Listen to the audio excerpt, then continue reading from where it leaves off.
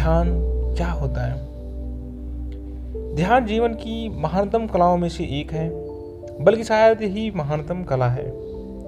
यह कला संभवतः दूसरे से नहीं सीखी जा सकती और यही इसका सौंदर्य है। ध्यान की कोई तकनीक और तरकीब नहीं होती, इसलिए इसका कोई अधिकारी दावेदार भी नहीं होता।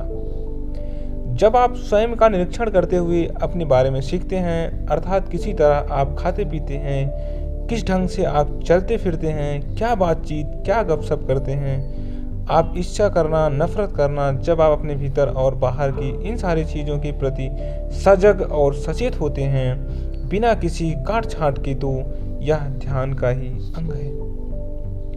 और यह ध्यान हर जगह और हर समय हो सकता है। जब आप किसी बस में बैठे हों, या आप धूप में छाया में परिपूर्ण किसी वनस्थली में टहल रहे हों, या आप पक्षियों की कलरव गान को सुन रहे हों, या जब आप अपनी पत्नी या अपने बच्चों के चेहरे देख रहे हों। ध्यान करने के उद्देश्य से अगर आप जानबूझकर एक विशेष भाव दशा या शारीरिक मुद्रा धारण कर लेते हैं, तो यह मन का ही एक खेल और खिलौना बन जाता है। अगर आप स्वयं को जीवन के दुख और अशांति से मुक्ति करने का संकल्प लेते हैं, तो आप जो कुछ अनुभव करेंगे वह आपकी कल्पनाओं का ही फैलाव होगा, और यह ध्यान नहीं है। चेतन या अचेतन मन की इसमें कोई भूमिका नहीं होती। उन्हें तो ध्यान की गहराई और सौंदर्य का पता भी नहीं चलना चाहिए, और अगर उन्हें भी ध्यान का पता चलने लगा तो इससे अच्छा है कि आप एक रोमांटिक उपन्यास लेकर पढ़ने बैठ जाएं। ध्यान के समग्र होश में जानने और पहचानने की क्रिया नहीं होती, ना ही वहाँ किसी बीती हुई घटना की याद होती है। वहाँ समझ और विचार का पूर्णतः अंत हो जाता है, क्योंकि यही वह केंद्र है जो आपकी दृष्टि को सुख की सीमित करता है। प्रकाश के उस क्षण में विचार अपना अस्तित्व खो देता है, यहाँ तक कि किसी अनुभूति के लिए किया गया सचेतन प्रयास और इसका स्मरण भी अतीत का एक शब्द बनकर रह जाता है। और शब्द कभी यथार्थ नहीं होता। प्रकाश के उस क्षण में जो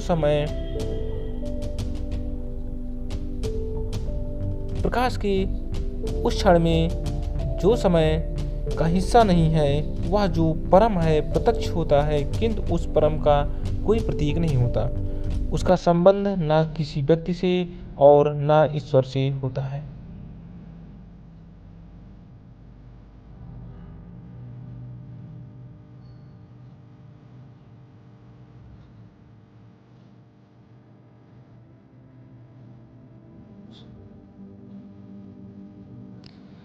ध्यान का अर्थ यह पता लगाना है कि अपनी सारी गतिविधियों और अपने सारे अनुभवों समेत मस्तिष्क क्या पूर्णतः शांत हो सकता है? बाध्य होकर नहीं, क्योंकि जिस क्षण आप इसे बाध्य करते हैं, फिर से दैत्य आ खड़ा होता है, और वह सत्ता भी जो कहती है अद्भुत अनुभूतियों के जगत में प्रवेश के लिए मुझे अपने मस्तिष्क को नियंत्रित कर शांत कर लेना चाहिए। ऐसा कभी संभव नहीं होगा, लेकिन अगर आप विचार की सारी खोजों और गतिविधियों को, इसके भय सुखों और संस्कारों को देखने, सुनने और समझने लग जाएं, अगर आप अपने मस्तिष्क का निरीक्षण करने लग जाएं या किस प्रकार कार्य करता है, तो आप देखेंगे मस्तिष्क असाधारण रूप से शांत मौन हो जाता है। यह शांति निद्रा नहीं, बल्कि यह एक प्रचंड रूप से सक्रिय है और इसलिए शांत है।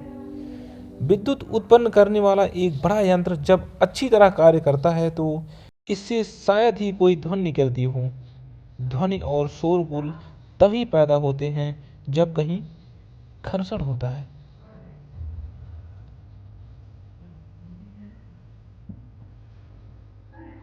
ध्यान कठिन परिश्रम है। इसके लिए आवश्यक है सर्वोच्च ढंग का अनुशासन, नियमबद्धता नहीं, अनुकरण और आज्ञा पालन भी नहीं, बल्कि एक ऐसा अनुशासन जो सतत सजगता से उत्पन्न होता है। सजगता न केवल अपने बाहर की, बल्कि भीतर की अवस्था व्यवस्था की प्रति भी। इस तरह ध्यान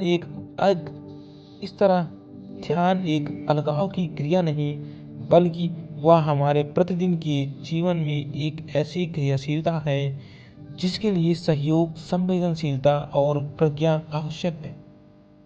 सही जीवनचर्या की नींव रखे बिना महज एक पलायन बन जाता है और इसलिए इसका कोई मूल्य नहीं है। सही जीवनचर्या का अर्थ सामाजिक नैतिकता का अनुसरण नहीं है, बल्कि इसका अर्थ ईर्ष्या, लोभ एवं सत्ता की लालसा से मुक्ति। क्योंकि ये चीजें दुश्मनी, वैमनस्य पाती हैं और इससे मुख्य संकल्प का इच्छा शक्ति नहीं ला सकते, बल्कि आत्म की प्रक्रिया में इस तमाम चीजों के प्रति सजग होने से यह मुक्ति संभव है। स्व की क्रियाओं और गतिविधियों को जाने बिना ध्यान इंद्रिय उत्तेजना बन जाता है और इसलिए इसका महत्व ना के बराबर रह जाता है।